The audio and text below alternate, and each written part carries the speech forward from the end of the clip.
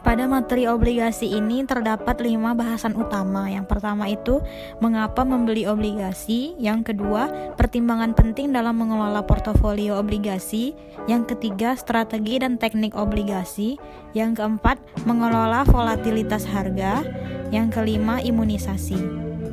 Baiklah, kita masuk pada pembahasan pertama, yaitu mengenai mengapa membeli obligasi. Alasan mengapa membeli obligasi yang pertama itu menarik untuk investor untuk mencari pendapatan yang tetap dan investor yang agresif mencari capital gain. Yang kedua, hasil atau yield yang dijanjikan terhadap jatuh tempo sudah diketahui pada waktu pembelian. Yang ketiga, dapat menghilangkan risiko tentang meningkatkan dalam tingkat bunga, menurunkan harga obligasi dengan memegang obligasi tersebut hingga jatuh tempo. Kasus yang bertentangan terhadap pembelian obligasi. Kasus yang pertama itu jangan memegang obligasi kecuali berinvestasi untuk pendapatan. Kasus kedua, investor harus mempertimbangkan apakah mereka dapat membangun portofolio yang lebih baik yang tanpa obligasi di dalamnya. Masuk pada materi pembelian obligasi asing. Mengapa obligasi asing ini dibeli? Yang pertama, obligasi asing mungkin menawarkan keuntungan yang lebih tinggi pada suatu titik waktu dari obligasi domestik alternatif.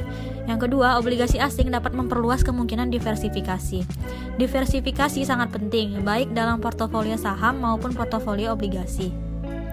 Beberapa perusahaan, bank, pemerintah, dan lembaga berwenang lainnya dapat menerbitkan obligasi dalam denominasi mata uang valuta asing lainnya yang nampak lebih stabil dibandingkan mata uang domestiknya. Penerbitan obligasi dalam denominasi valuta asing ini juga memberikan kemungkinan bagi penerbit obligasi ini memasuki pasar perdagangan obligasi di luar negaranya. Penerbitan obligasi ini juga sering digunakan sebagai suatu sarana lindung nilai terhadap risiko gejolak perubahan nilai tukar. Berikut ini adalah obligasi yang dijuluki dengan nama panggilan yang khas. Di antaranya adalah obligasi Shogun, obligasi Bulldog, pinjaman Ninja, obligasi Formosa, obligasi Panda, obligasi Eurodolar, obligasi Kangguru, obligasi Maple, obligasi Samurai, dan obligasi Yankee. Materi selanjutnya yaitu mengenai pertimbangan penting dalam mengelola portofolio obligasi. Manfaat dari ekonomi lemah.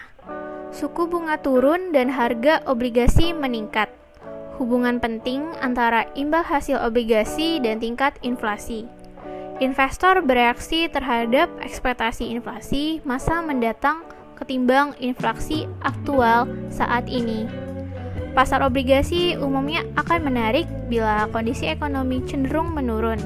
Dalam pertumbuhan ekonomi yang lambat, tingkat bunga akan cenderung turun dan harga obligasi akan naik.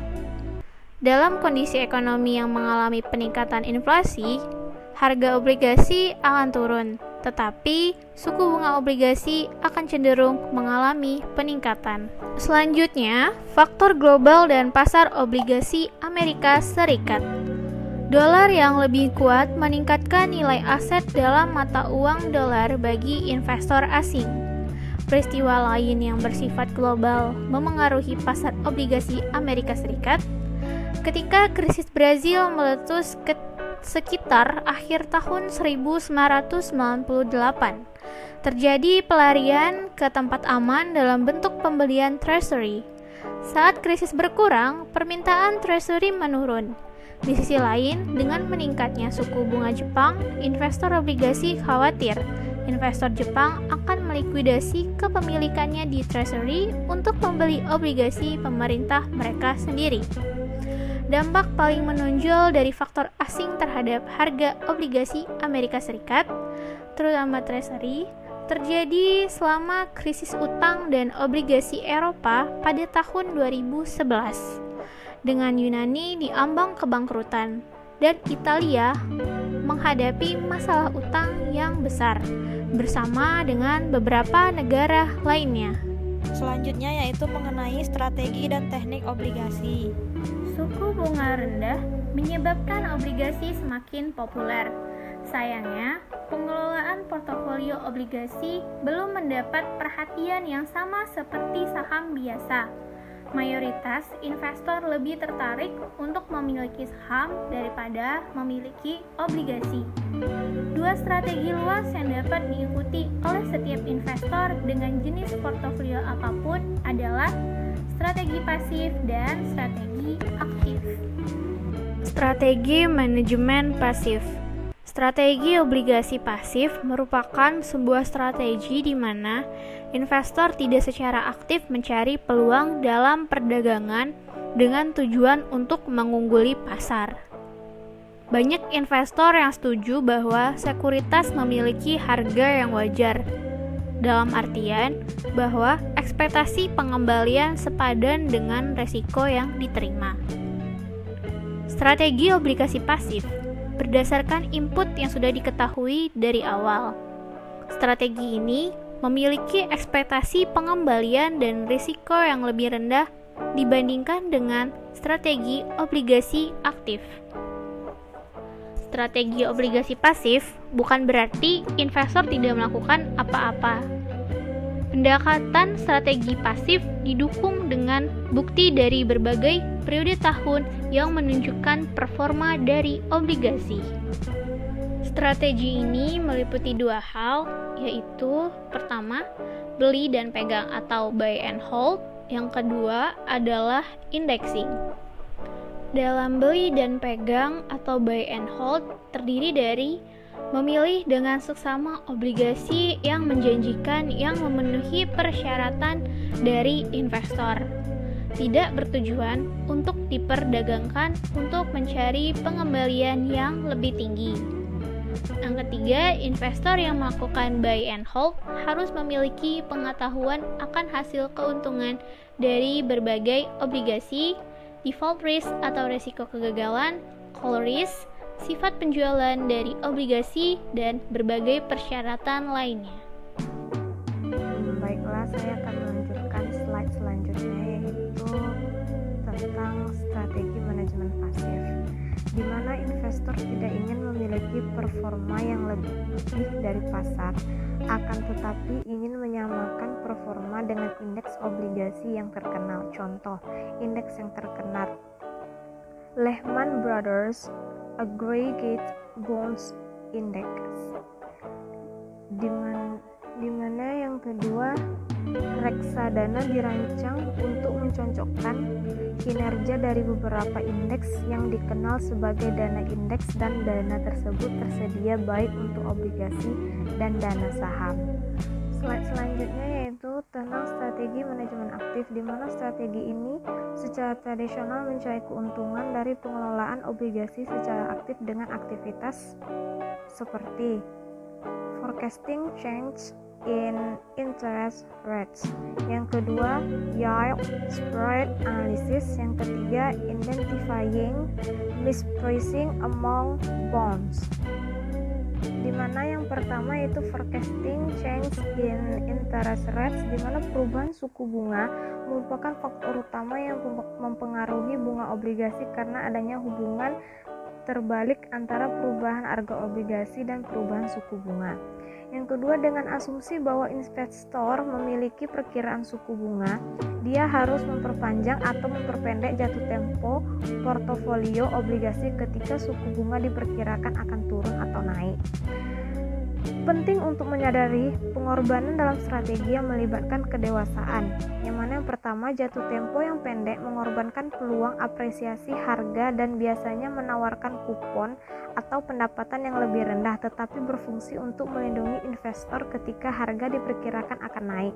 Yang kedua, di mana jatuh tempo yang lebih lama memiliki fluktuasi harga yang lebih besar. Oleh karena itu, peluang untuk mendapatkan keuntungan yang lebih besar atau kerugian yang lebih besar menjadi lebih besar. Namun, jatuh tempo yang lebih lama mungkin kurang liquid dibandingkan tagihan treasury. Di mana komponen penting dalam meramalkan suku bunga adalah kurva hasil. Ingatlah selalu bahwa perkiraan suku bunga sangat tidak akurat. Baiklah, slide selanjutnya yield spread analysis. Strategi ini mencari keuntungan dari perubahan yang diharapkan yield spread antara sektor obligasi, berdasarkan asumsi bahwa terdapat beberapa tingkat yield spread normal antar sektor. Di mana di sini ada pertanyaan, apa yang dapat menyebabkan yield spread perusahaan atau relatif terhadap treasury melebar? Dan jawabannya yaitu krisis keuangan seperti yang terjadi pada 2008 ketika selisih antara obligasi bunga tinggi dan obligasi negara mencapai 2000 basis point. Yang kedua, di mana masalah akuntansi seperti yang terjadi pada tahun 2002 yang melibatkan Wacom, Enron, dan Tyco. Yang ketiga, masalah litigasi seperti Halliburton dan perusahaan lain yang terlibat dalam paparan asbes. Yang keempat, tingkat hutang yang berlebihan yang meningkatkan risiko gagal bayar dan kebangkrutan. Yang kelima, penghasilan yang lemah yang meningkatkan risiko perusahaan tidak dapat melunasi hutangnya. Dan slide selanjutnya tentang identifying mispricing among bonds, di mana manajer portofolio obligasi berusaha menyesuaikan dengan lingkungan obligasi yang terus berubah. Mereka berusaha meningkatkan tingkat pengembalian portofolio obligasi dengan mengidentifikasi kesalahan harga sementara di pasar obligasi yang memang terjadi. Bond swap mengacu pada penjualan satu obligasi dan secara bersamaan membeli obligasi yang berbeda. Di sini ada berbagai jenis swap, tetapi semua dirancang untuk meningkatkan posisi portofolio investor. Beberapa swap relatif mudah, transaksinya sederhana, sementara yang lain sangat kompleks.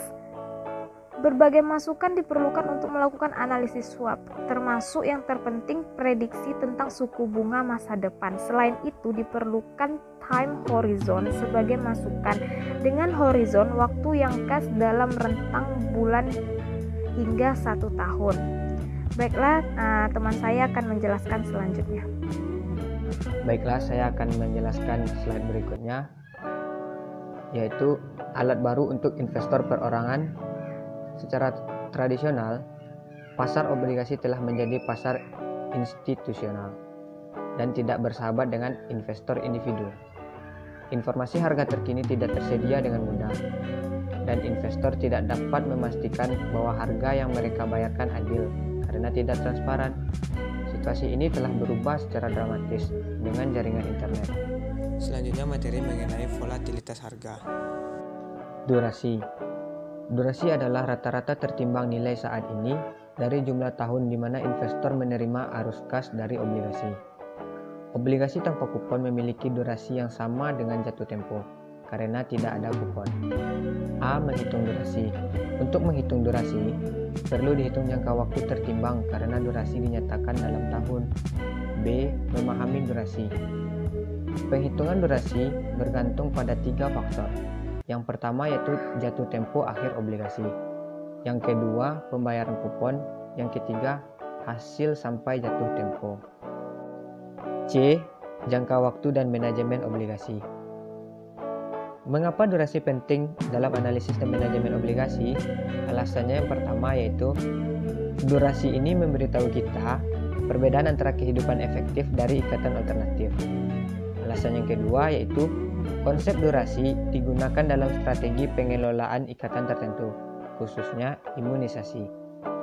Alasan yang ketiga yaitu durasi adalah ukuran sensitivitas harga obligasi terhadap pergerakan suku bunga. Yang D, memperkirakan perubahan harga menggunakan durasi. Nilai sebenarnya dari ukuran durasi bagi investor obligasi adalah bahwa ia menggabungkan kupon dan jatuh tempo.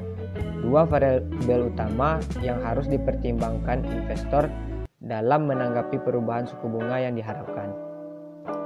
E. Konveksitas. Konveksitas adalah istilah yang digunakan untuk merujuk pada sejauh mana durasi berubah saat hasil hingga jatuh tempo berubah. Konveksitas paling besar terjadi pada obligasi dengan kupon rendah, obligasi jatuh tempo panjang, dan imbal hasil rendah hingga jatuh tempo. Obligasi tanpa kupon dan berjangka panjang akan memiliki tingkat konveksitas yang besar. Jika konveksitas besar, perubahan besar dalam durasi tersirat dengan ketidakakuratan yang sesuai dalam perkiraan perubahan harga. Selanjutnya yaitu mengelola volatilitas harga. Untuk mendapatkan volatilitas harga maksimum atau minimum dari sebuah obligasi, investor sebaiknya memilih obligasi dengan durasi terpanjang atau terpendek.